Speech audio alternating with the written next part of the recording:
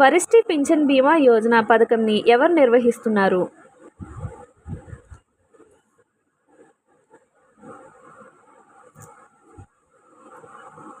LIC. MS రావు తన గ్రంథంలో వివరించిన సామాజిక ఉద్యమ లక్షణాలు సరైనవి గుర్తించండి. ఏబిసిడి. ఏ సిద్ధాంతం, వ్యవస్థాపన నిర్మితి, సామాజిక పరివర్తన దిశ వైపు చేసే ప్రయత్నం, సమిష్టి చర్య.